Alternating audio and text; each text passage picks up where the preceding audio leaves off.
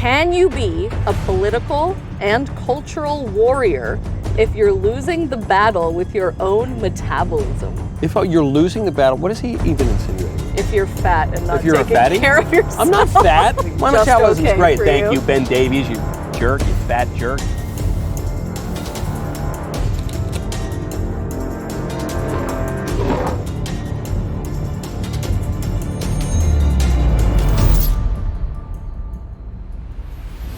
Welcome to Yes or No, the bibulous battle to discover who knows whom best.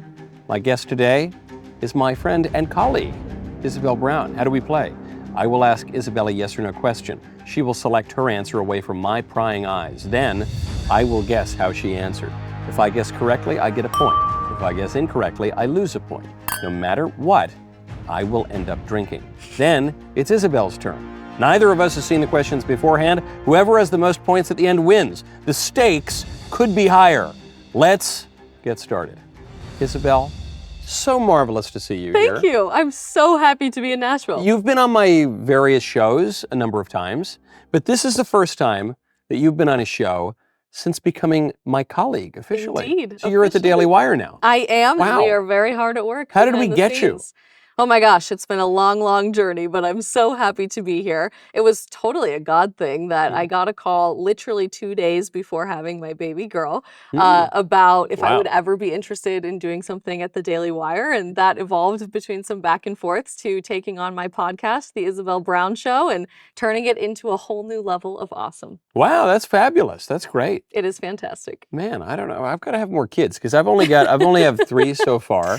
And you know, Drew actually says this. I asked Drew when I was about to have my first kid, I was like, I don't know, it's crazy. Can I afford a kid? He goes, kids are little money bags. Yeah. He says they're little money bags. You have them, and then new opportunities emerge. It's and true. that's apparently what happened here. It is very, very true. I never expected it. Do you know the rules to this game? I do, and in fact, I've been watching your old episodes, so That's I'm good. hopeful that I have trained sufficiently to beat you potentially today. I'm glad to hear that. Because you're a lady, you go first. All right, drum roll, please. Should teenagers, Michael, be required to get parental consent to join social media?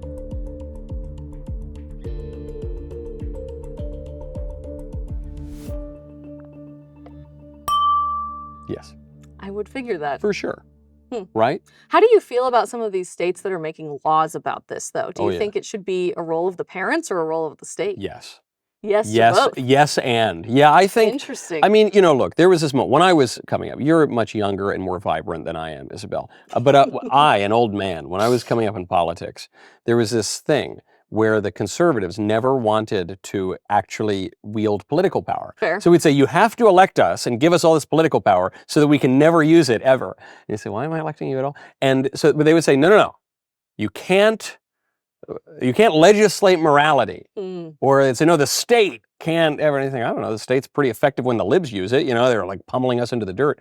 And so I think, I have this more classical conception of politics, which is that the law is a tutor. St. Paul says that. The law is a teacher. And so you want to make sure that you don't have too heavy a hand. You don't want, you know, like Big Daddy president just like deciding every single thing in your life. But the social media stuff is quite dangerous. Yeah. It can be, the internet is just a portal to hell, basically, the cell phones. And so teenagers are going to look at like porn and terrible things, radical politics and nasty bullying and all, it's just everything.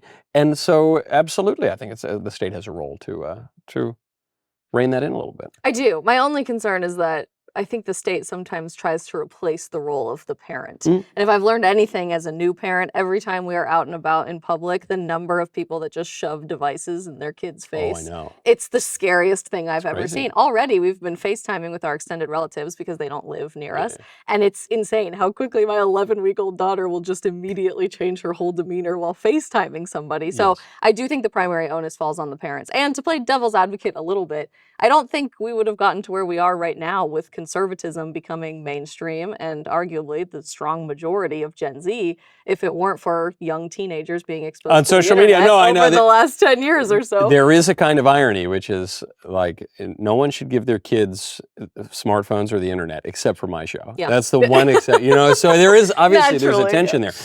But it's bizarre because we got this crack through, you know, with the new media where we were able to win over younger millennials and Zoomers and now I guess into Gen Alpha.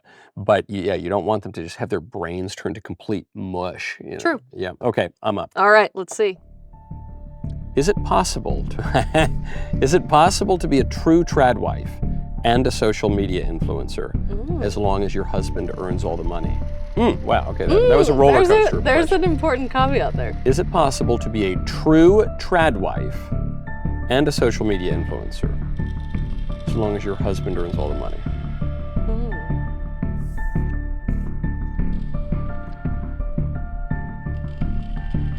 You would say. The world may never know. No, yes, no, you would say no. I would say no. Every other chick who goes on the internet and TV as a conservative, I love them. Many of them are close personal friends of mine. But they all defend it and they say, no, I'm a real trad wife. And I think, lady, you're on TV. What are you talking Well, about? also it's important to note the connotation of what trad wife has like come to Yeah, be over the last very few tight years. fitting, kind of buxom shirt. That, and yes, it's also just incredibly bizarre to me how the media and how social media has labeled certain women like queen of the trad wives. The best example being Hannah Neeleman, Ballerina Farm. Literally, the mainstream media wrote up this horrible hit piece about how she's so oppressed by her evil husband because she has so many children and has them at home and then gets up and bakes sourdough later that day. But it's fascinating because she repeatedly has rebuked that title and said, I do not identify as a trad who wife. is she? I have no idea who she is. She has a hugely successful agricultural business. Her brand is called Ballerina Farm, was a previous professional ballet dancer trained at Juilliard. Oh, wow, that's cool. And then they moved to Utah and they have this beautiful, thriving ranch with a bunch of beautiful kids running around. And yet she, at the same time, competes in Mrs. World pageants and looks phenomenal doing it, literally days after giving birth to her children, which is amazing. And people have this connotation or stipulation that she's a trad wife because she posts videos of herself cooking all of their meals from scratch and living in this beautiful, idyllic farmhouse in Utah and going out and milking their cow. But she also has quite literally one of the most successful female-run businesses in America the country, right now. Yeah. And she says, I don't know what you guys are talking about. I am not a true trad wife, so to speak. So I think it's more in the eye of the beholder than how most people would personally identify. But personally, I would say no. You have your own brand, your own situation. Yeah, you just even if you're not making money. Even because here's what happens. I mean, not for someone like you who has been public for a long time, but for someone who has been private, and then they get married, and maybe they quit their job or they don't have a job, and then they say, okay, well, I want the money from a second job, so I'm going to make content. But I'm going to make content about my really trad life, and therein lies the problem because you can't. The moment that you make the private public, the moment that you become a brand, you have forfeited. You might have a nice time. How it's possible to be an influencer and not make a single cent from it like that? Certainly not. That's not. Exist, of course not. So of course. I don't think that's a possibility. No. I know. I just think like when you say, okay, well, this is the trad wife influencer. Here's the trad. I just think the one thing I can tell you about trad wives.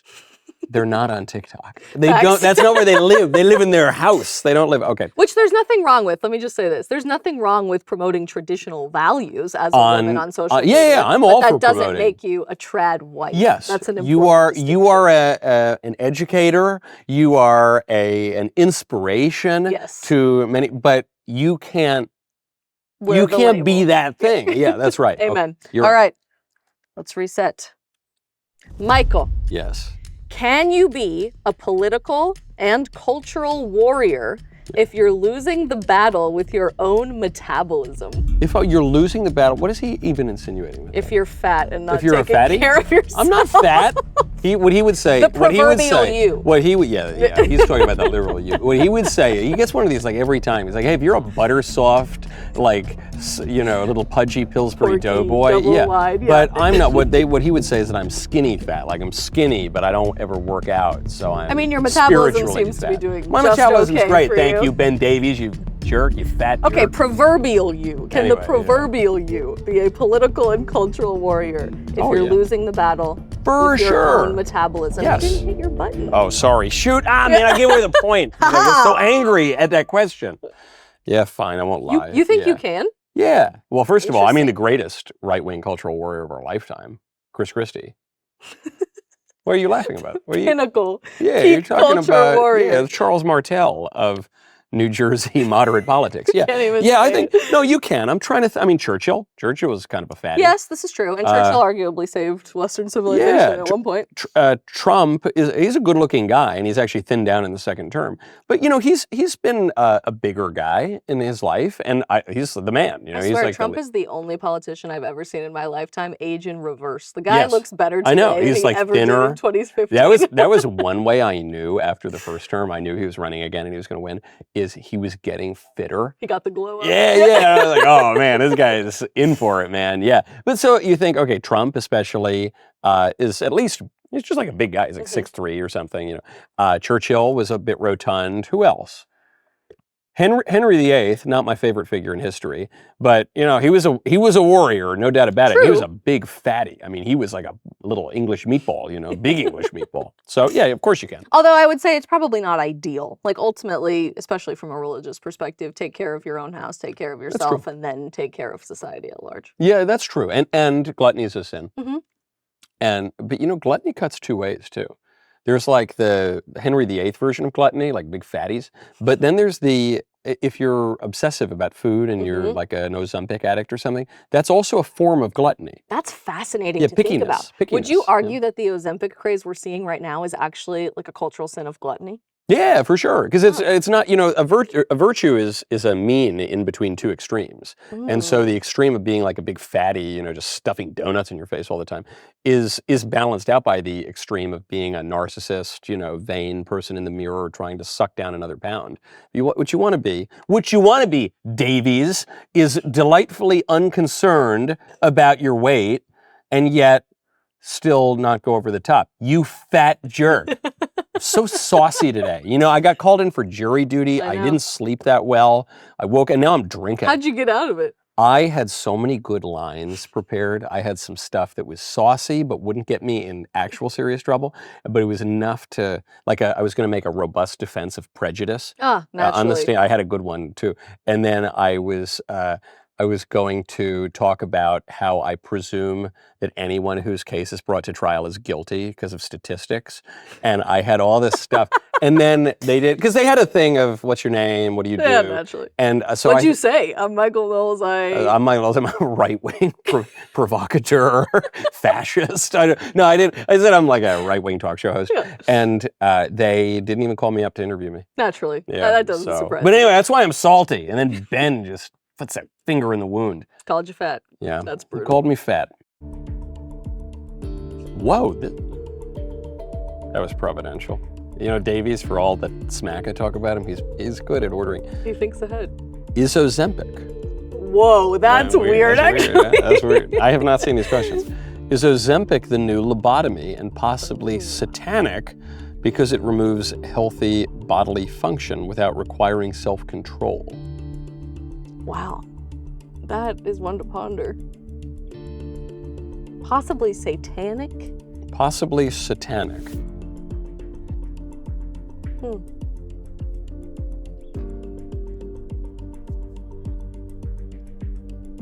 I think you're faking me out. You said yes? I said satanic? Yes. I'm going to bite on this one. Ozempic is I'm going to bite satanic? on this one. If we can argue that gluttony is a sin, which is a very grave sin, Ozempic is essentially the easy way out. It's saying that I have no responsibility, no consequences for my own actions. You're hoisting me with my own petard of virtues. Wow. You're right. I've never thought about it in that context, but that is interesting to make that argument. You're not saying it's satanic like, the devil whispering in your ear. Exactly. You're saying it's satanic because it's about a vice. Yes, quite literally. It is normalizing vice. The number of videos I've seen, TikTok, by the way, has saved my life postpartum. Like the number of times at 2 a.m. I've Googled, is this normal? And it pulls up a TikTok video. Thank God. But the number of videos I am constantly fed from other new moms saying, when did you guys finally quit breastfeeding so you could just start Ozempic? When can I start Ozempic? As soon as I can. can. Let's start Ozempic. You can't It's breastfeed on crazy. Ozempic, I No, take it. naturally, Yeah, that's because fair. you're literally destroying your own body. You don't want to destroy your baby's capacity Yeah. to digest food too. But it is a serious health concern already. People are coming in with like paralyzed stomachs and their body becomes insulin resistant forever. It's very, very complicated what's happening long-term health effects that we have no research on and no idea Crazy. already. But I wonder how much of that's going to impact young women in particular, because this is being so hyper messaged to young moms, to young college students, like, just go on Ozempic. It's no big deal. Wow. And you can tell every time. I call it Ozempic face. Yeah. You can tell. I'm so innocent when it comes to these things. Like even Botox, it's hard for me to tell when people get. I have friends who I later found out they get Had shot up with Botox, Botox, and I look at them, they're like, you know, and I don't even. That's something's different. It's a pretty good representation. Thank you. Yeah. Did you get a suntan, or that's kind of my thought. The idea that people would do this stuff, because I think I've forbidden my wife to ever get any cosmetic. Not that she wanted to, but I've totally forbade her from getting any cosmetic surgery, because I think, look, you're like a little hottie now. So what's the best case scenario? What's going to happen is you're just going to be like, you're going to be you. You're going to be like your beautiful self, but it's going to be like, or they get the lips that blow up to 3 times their size. I'm not a lip filler fan I hate it. by any means. I hate it. Okay, I'm so glad you said this, because I actually was talking about this with my followers a couple of weeks ago, and everyone was trying to make the argument that this is all for the female gaze, that women do this for other women, and that men actually hate every single one of these procedures. Yeah, for sure. Confirmed. Confirmed. Yeah. The furthest I'll go, even lipstick is mostly for other women. I kind of like a little touch of red lipstick. I think it's elegant, but almost all of this is for other women. That's so fascinating. I don't want to make fun. I feel bad for the women who have done this, but if you haven't done it, don't do it ever. I've never seen it work out. Well, and it moves around. Like if you get filler, it migrates to Does different really? parts of your body. Actually, it's hugely concerning. Don't do it. Don't do it, ladies. This is a public service announcement. If you feel like you don't like how you look, or you do whatever, put the cupcake down, do whatever you got to do, go get your hair done. But all this stuff, the poke and the prod, and you poisoning yourself and putting botulism in your head, and just, it's okay. You're beautiful. You're beautiful just the way you are. Amen. You're beautiful. And apparently it's satanic now, which I'm actually going to go reflect on that for a long period of time. People who have way too much cosmetic surgery do start to look like the Baphomet or something. It's giving the Capitol in the Hunger Games. But. Yes. I have a question for the audience. Did Jeffrey Epstein kill himself? Does the client list exist? Do you even know the people that you are closest to? Isabel and I are putting our theories to the test with the Conspiracy Theory Expansion Pack to the best-selling party game, Yes or No. You can too, with over 110 cards tackling government cover-ups, the moon landing, many more of the juiciest conspiracies of our time. Put your knowledge of your friends and family to the test. Go to dailywire.com/shop or order yours today. Any other place that you can get them. Go to dailywire.com/shop, get Yes or No, the game, and the Conspiracy Expansion Pack today. Now, the moon landing is really in there. Oh yeah. Are you moon landing pilled? My husband is moon landing pilled. Is he? I don't know that I am moon landing pilled. Wow. And I'm what a is scientist. What is even meant by that? Like you're pilled on the moon landing, or you're pilled that it didn't happen? He's pilled that it didn't happen. Let's go. He wants the conspiracy pack so bad. In fact, he literally said to me as I was headed out the door this morning, make sure Michael hands it to you. Sneak it out, yeah. That's good. No, that's good. There's a lot. Once you go down that rabbit hole, dailywire.com/shop. Okay, Isabel, it's time. It's time. I didn't even realize it was already time. The rapid fire. The rapid fire. Ooh. You see that? Nice. How do you like that? I'm ready. So, you get 3 questions, 30 seconds, no time to outthink the other one. I can still come back. It's possible. It's not totally over. Okay, ready? Michael, yes. Is playing video games a bigger red flag than watching anime?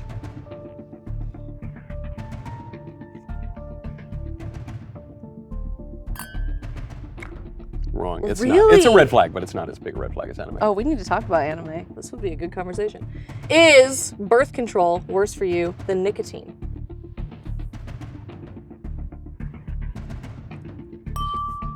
Yeah, for sure. Obviously. Birth control is slow release poison. Yeah, Throw it away, everybody. Would you, Michael, side with the Empire over the Rebels in the original Star Wars?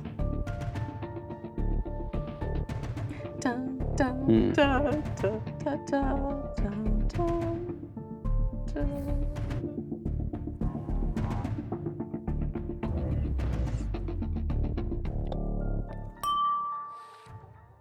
You wouldn't. I would not. It's like a cute tempting. thing. It's a cute thing of like, well, there were the established power, and these were crazy rebels. But you're a limited government guy at heart.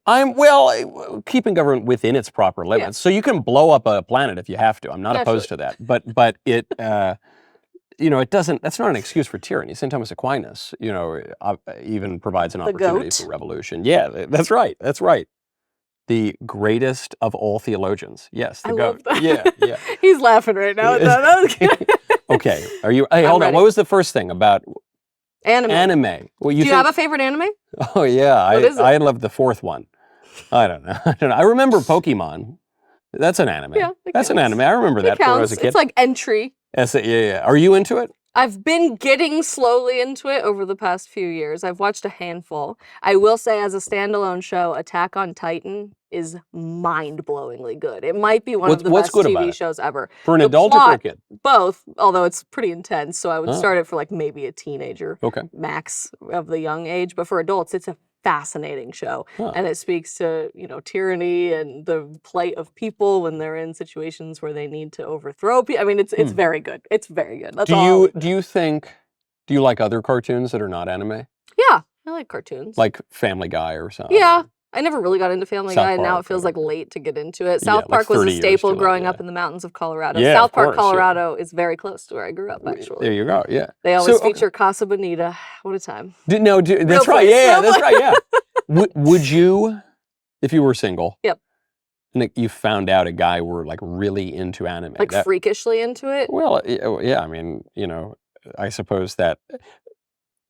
you're speaking in degrees. I'm saying in a binary way. Into it, period. Would you rather, you're told you're going to go on a blind date with a guy, and you got some Giga Chad who doesn't watch anime, and you got some guy who does watch anime. Which are you more excited for? Well, I think you're limiting yourself that the Giga Chad may watch anime, to be honest. Do Giga Chads watch anime? I think so, yeah. Do it's you? becoming a very mainstream thing in the West. I mean, you have to keep in mind this is still relatively newish to our culture, without the exceptions of Pokemon and Avatar: The Last Airbender.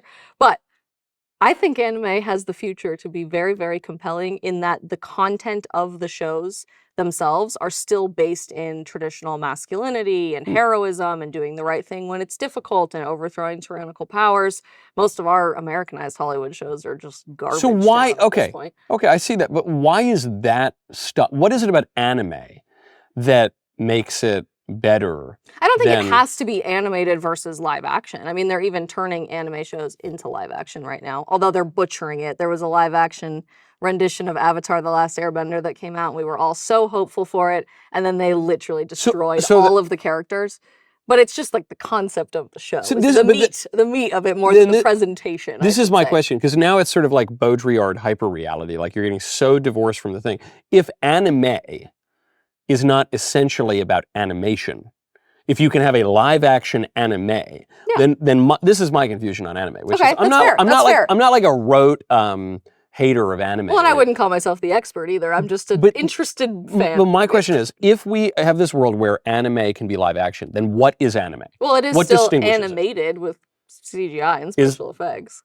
It's just like the live actor version, but it still requires, I mean, you can't have a flying sky buffalo in real life. Okay, so it has to be, you have to have flying, like what, that's basically my question. There is a fantasy element, I think, associated with all of the best anime shows that I've really enjoyed. And look, also anime is a category of literally tens of thousands of different shows. So I'm being very categorical in the few shows that I've seen. So the anime, it doesn't have to come out of Japan.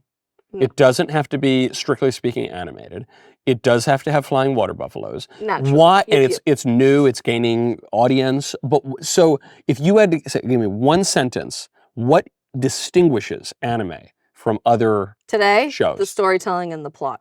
What about it? There is a depth of substance with the journey that the character has to go on that is extremely compelling. Whereas I feel like most American produced television shows and movie adaptations and all of that miss the plot entirely at this point. Yeah, Family Guy, there's no journey. There's there's no journey. But even the like book adaptations that we're seeing now, they cut so much of the plot out. It's all about the substance and the flash and the random gay non-binary character that somehow is the whole front of the show now. I don't see that in anime. It doesn't exist. Okay. It's about the beautiful What if a guy, story. so you're told, you got a date. To answer your question. Well, no, that, and then the second part, which is you're told you can go on a date. There's one guy, Giga Chad, doesn't play video games. Other guy does play video games. Which date are you more excited for? More excited for? Well, I'm married. You're married. He is a single gamer. Isabel. He is a gamer. He is a gamer. Although within moderation, right? He doesn't like sit there in the basement. And this is my point on the 365. Yeah, my whole point on this question is I've found many more normal guys will play the occasional video game than will watch Japanese I've been known to dabble in the occasional Hogwarts Legacy stint. Wow. Yeah. Wow, okay. But that's the Harry Potter aficionado in me. Yeah, okay, wow. All right. Hold on one second. Go to helixsleep.com/Knowles. I love my Helix mattress, mattresses, I should say, because I'm such a magnanimous father that I've even gotten Helix for my kids. What makes Helix different is they don't sell you just a random mattress. They match you with the perfect mattress for your body and sleep style. Whether you're a side sleeper, back sleeper, somewhere in between, they've got you covered. All you've got to do is take their sleep quiz and find your ideal match. When you find the right match, you will wonder how you ever slept on anything else. For those of you who sleep hot, the temperature regulation is a total game changer. I love Helix. I got my Helix mattress, I don't know, 5 years ago or something like that. It's really wonderful. My kids absolutely love theirs, and it'll help you sleep. It'll help you sleep. Right now is the perfect time to upgrade your sleep. Helix has a fantastic extended Labor Day sale. Go to helixsleep.com/Knowles, Canada-VULAS to get 25% off site-wide. helixsleep.com/Knowles for 25% off site-wide. Enter the show name at checkout so they know that we sent you. helixsleep.com/Knowles. All right. All right, rapid fire. Now, rapid fire, you're up. No, we're being very rapid. Oh, I'm up. Okay. Are we living in the end times? How is that a rapid fire question? Yeah. Yes or no? You're going to say no. No, I don't think we are. No. I Someone's think going to be every generation has always said that. Has ick culture warped Gen Z women's perspective on dating?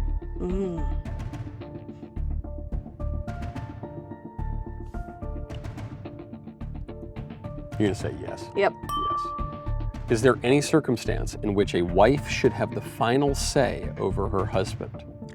Oh my gosh, you guys are trying to get me in trouble. Is there any circumstance in which wife should have the final say over her husband?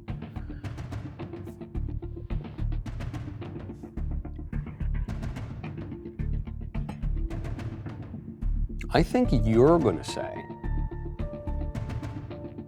I think you're going to say no.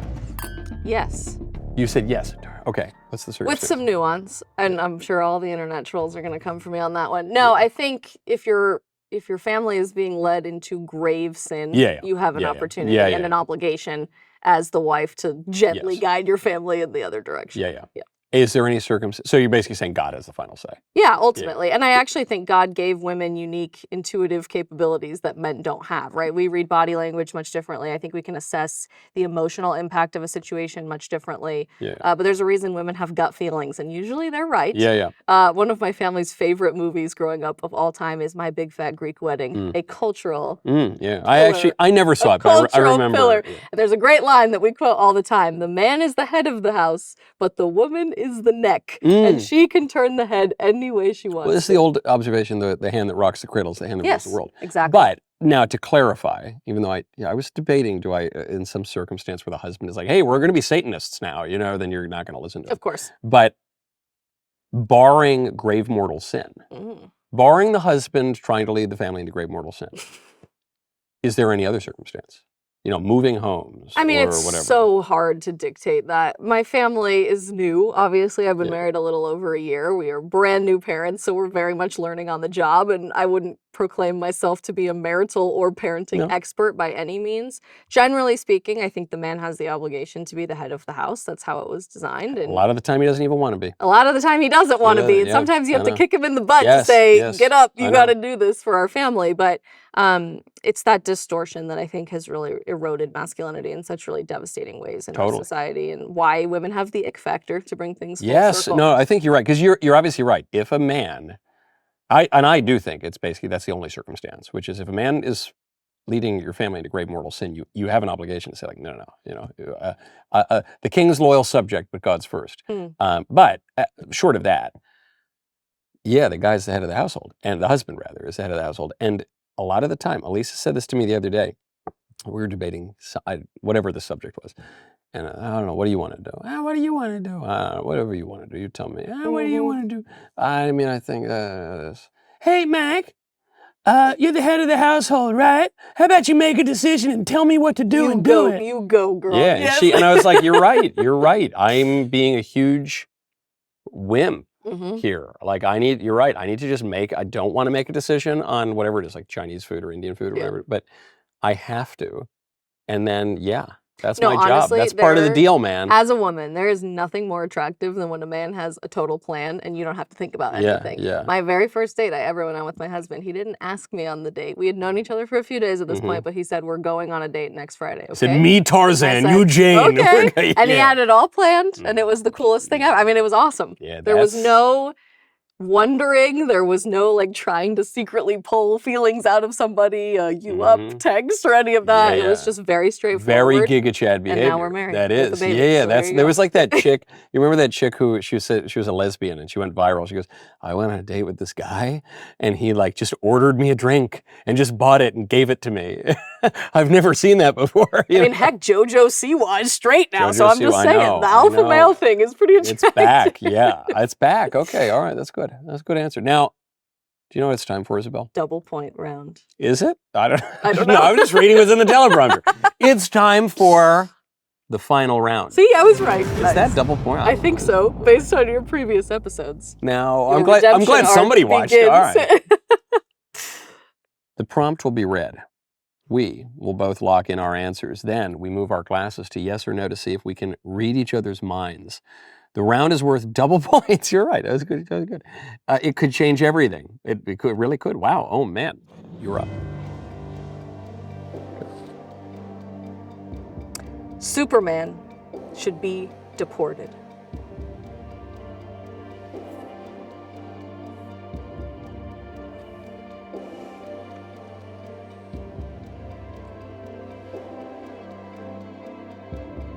You would say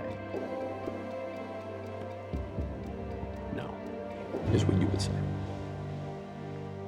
You would say yes. Give me my points. We both lost? I said Wow, yes. my You God, said no? yes. Yeah, I said no. Here's why. Well, you're a little lady. You tell me your reasoning first. Well, mainly I'm just upset with how they've handled this new rendition of This Superman. movie, the director of this movie should be deported. Oh, That's for sure. yeah. And that's sad because I actually really like James Gunn's prior work. I do. I love couldn't name a Guardians of the single Galaxy. You don't like Guardians? I mean, I saw Guardians that. is iconic, It but was, yeah. it was all right. It was fine. It's a shame, unfortunately. That guy, I don't know, you could deport him. I don't care. I know, remember conservatives were defending him. They say he got canceled, whatever. I don't cancel him. I don't care. Well, the thing that just doesn't make sense to me is the whole like immigration angle when he is a literal alien, not illegal alien. Yeah. I don't get it. I'm mad. Here's my based argument for why we shouldn't deport Superman. All right, let's hear it. The argument is, look, he's an alien, and I guess he's an illegal alien in the sense that he Never didn't have papers. Immigration. Yeah. But he is in the American interest. So we keep him because he's in our interest. And I think that's how we should look at illegal immigration to some degree. I mean, if there's someone, most of them should need to go back. But if there's some illegal immigrant who happens to be really good for America, I'm happy to make an exception. The sovereign is he who decides the exception. So sure, I'm happy to make an exception if it really serves American interests. But even broadly on immigration policy, really the only factor that we should consider is if it serves American interests. That is how immigration policies have. It's how it works all over the world right now. Right now, where we live, including in our own country, that's how it's supposed to work. And so I think, okay, well, he serves our purposes. Good, we keep him. And Lex Luthor, is he an immigrant? No, he's a citizen. I don't know. Deport him anyway, or whatever. So it's like, I just think we need to be a little more, the libertarian, the really ideological conservative would say, well, no, actually, you know, what's good for the goose is good for the gander, and if we're going to deport a Mexican criminal, we're going to deport Superman too. It's like, bro, you can't tell the difference between face No, tattooed I Mexican get that. gangster, I you know. understand that. Mine is stemming from a place of personal frustration, but I actually think I would agree with No, that and I would say perspective. the synthesis of those two ideas is deport James Gunn. There you go. Deport James Gunn for that horrible movie that I had to sit There's through. your thumbnail. I hated that movie. It's not. What I hated about it was it wasn't the worst movie I've ever seen. No, like the story was actually okay. It was fine. It was actually we're talking about men and women. I felt the romantic plot was pretty sturdy. Actually, it was very traditional. I believed there was a real chemistry between the two of them. But what was the story? I didn't even know what the story was. It was more like flesh and substance. Which is what I'm saying. We're missing the plot. Yeah, even in things where we have the plot to reference. I agree. Okay, so this is it. This is my last chance. Catholics have dual loyalty to the Vatican and to their home country. Catholics have dual loyalty to the Vatican and to their own country.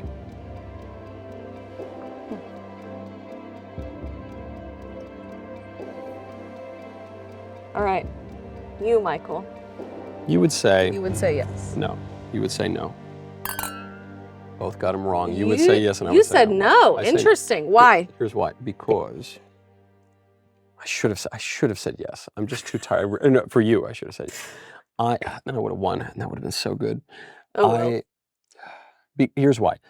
Yes, obviously we have a loyalty to the Vatican, which in principle could have some conflict, but not necessarily, because the Vatican and national loyalty to America are not loyalties of the same kind. Well, I would agree with that. So, however, the reason this question is raised is because people go after the Jews and they say the Jews have dual loyalty to America and to the State of Israel. And that's true, actually.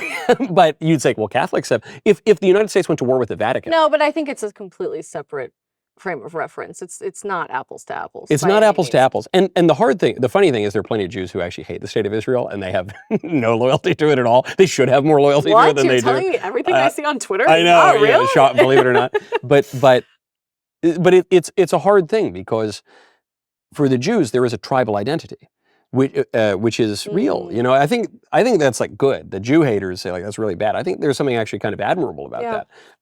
But it's why these accusations come up throughout the ages and often become very ugly and nasty. And there is a similarity with the Catholics, which is I think why Catholics can understand that better than other groups. But the similarity is imperfect because, first of all, we haven't had the Papal States in 140 years or something like that. But also, even when we had the Papal States, you weren't a citizen of the Papal States. You know, you were a citizen of your own country. Because nationalism is relatively new. Nationalism comes up with the Peace of Westphalia, the Treaty of Augsburg, and it's kind of relatively recent. So it's not, but, I mean, this is where I would have to defend our super Zionist Jewish friends against the modern nation state type people is, you could ask one of them, if the U.S. went to war with Israel, who would you side with? If you claim loyalty to two nation states, you have a problem. Yeah. I mean, even if you could be a British citizen. If America goes to war with Britain, you have a problem if you're a dual citizen. I don't have citizenship at the Vatican. True. But if the United States, if they reconstituted the Papal Zouaves, and the United States went to war, Pope Pius XIII, you know, is invading the Holy Land and Syria and reconstituting. We're getting Baldwin, and the U.S. declares war on him. You and I would have a problem, wouldn't we? Yes, we would. I think the way that this question is phrased is important because obviously we are not legal citizens of the Holy See. I think if the question had been phrased as the Holy See instead of the Vatican, I may have answered differently. But it's been fascinating for me. I'm getting my master's in theology right now because I can't help myself. I get bored too easily. Thank you. And it's been really fascinating this last year or so, spending time sitting with and contemplating the role of nationalism and your identity to your country as a citizen versus your willingness to obey the Pope and obey the Vatican. And that's what your ultimate obligation is during this lifetime, because ultimately the United States of America doesn't exist after we die. Heaven does. And that's the role of the church, is to get us there and try to bring as many people there with us as possible. So I've even been playing around with learning more about the sin of Americanism, and the heresy. that's a conversation that people aren't really ready to have, I think, in our country, but we do need to have it because ultimately our primary allegiance always has to be to Christ and to Christ's law. So you're Boniface pilled. I mean, you are like the church has both keys, both swords. Well, rather. look, you can ask Obviously a has the keys, gazillion different apocalyptic scholars, and almost every one of them will tell you the United States doesn't exist at the end times, more likely than not. So I love my country. I am a diehard red-blooded American. Your girl wore a MAGA hat on the cover of Newsweek magazine in college, okay? Like, I will always defend our country, and I think it's important for us to continue doing that. Until, but ultimately, my obligation is to God and to Christ, and so my loyalty would also have to lie with the Vatican from the religious, spiritual sense, although I'm not a citizen of Vatican City or the Holy See. This is where I find myself, as is often the case, in the Dante position. Dante, he always comes. Dante was a member of the Guelph Party, which was the pro-Pope party, fighting against the pro-Empire party, because there were two. The temporal power was the Empire, and the spiritual power was the Pope. The Pope also had a lot of temporal power and claimed temporal power to himself. Dante was part of the pro-Pope party, but he was part of the faction of the pro-Pope party that was pro-Empire. So he was sort of like a rhino. Yeah. Dante was like the rhino of medieval Tuscany and Florence. Yeah, but he had this view. He said, look, the really hardcore pro-Pope party, forget about your allegiance to the empire, it's just to the Pope. They would say, well, ultimately we control everything. And the empire derives its power from us. And what Dante would argue, and the pro-empire party would say is, no, actually the empire predates the church. And actually the church is born within the empire. And actually in the fullness of time, Christ is born within the Roman Empire. And because the empire claimed jurisdiction over the world and executes him according to the civil law, which is why it's a sacrifice for the entire world.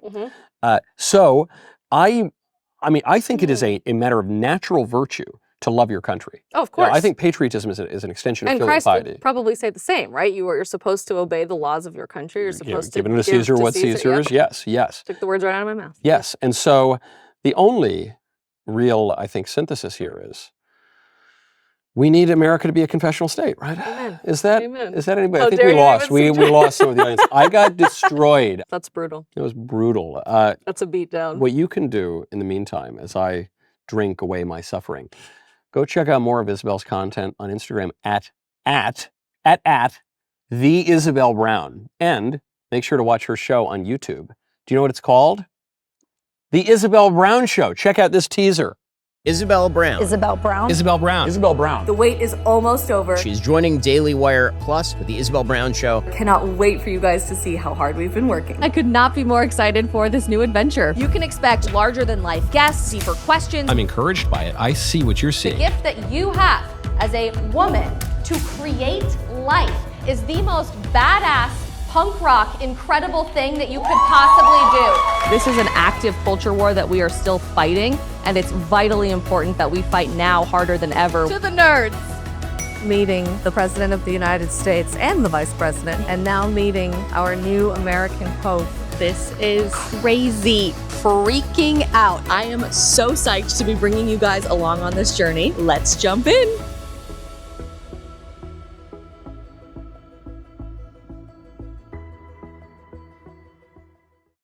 Now, I love that clip. Thank you. Someone criticized this. When this was announced, I promoted it. I said, this is great stuff, thumbs up, everything. And someone said, that's set. Hold on, bring that back. Bring back yes, there it is. So I was told on the internet when I was endorsing you were coming over, I was told that it's giving live, laugh, love. My argument was this. My argument was that live, laugh, love, much like the paintings of Thomas Kinkade, the painter of light, is not liberal kitsch, but is instead, at a deeper level, deeply subversive, countercultural, right-wing stuff, because it elevates bourgeois morality, which the radicals of the left hate. I might make the counter argument. I would say there is very obvious subversive right-wing extremism messaging here. We've got Star Wars paraphernalia all over of Where? fighting back. We've Where's got a the Star Wars? stormtrooper with a cactus growing out of his head. Oh, okay. And R2-D2 over there. We've got Napoleon Dynamite, easy comedy, reminding you it's okay to laugh. Of course, the Eucharist and Mother Mary. Oh, yes. Is and that Our Saint Lady of Joan of Grace? Arc. Yeah. Okay, wow. The national parks, cowgirls, the whole nine. So Whoa, that's good. they may think it's live, laugh, love, but the longer they look at it. What does that say? Wow, I didn't notice the Eucharist and the monstrance. I didn't notice Our Lady. What is the thing at the top left there? It's something By grace I've been redeemed, by grace I've been restored. Wow. And is there a saint there? That is Saint Joan of Arc, yes. That's Joan of Arc. The queen Okay, yeah. herself. It says, I'm not afraid I was born to do this. Wow, ooh, that's nice. Why is it, I love this, even though I'm an old man now, I feel spiritually a Zoomer. And We accept you. You can be a refugee. thank you, I appreciate that. Yeah. Why is it that the Zoomers are, like the millennials are kind of cringe and liberal, like classically liberal or whatever, and the Zoomers are classical, hardcore, Like common wildly good, based, like and the millennials are like, we can't know if God exists, like we can't, and the Zoomers are like, God, like you will submit to the Roman Pontiff. Why is true. that? Why it's is true. that? I honestly think it was bred out of necessity because things just got so out of control that we crave tradition, we crave structure, we crave a tether to something that is foundational and doesn't change with the whims of day to day. And that's why Catholicism in particular is so appealing to Gen Zers, because this is something that largely hasn't changed for 2,000 years. We can draw a straight line backwards in history.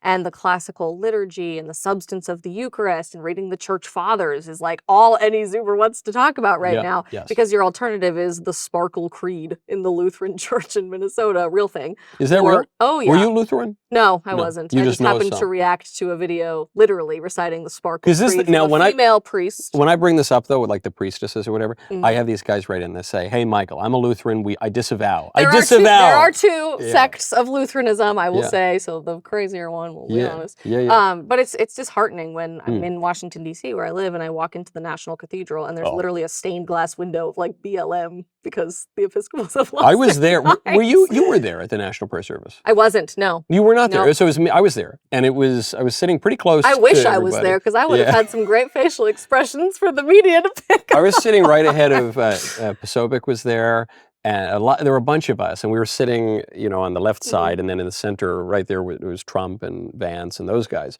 and so we're sitting here.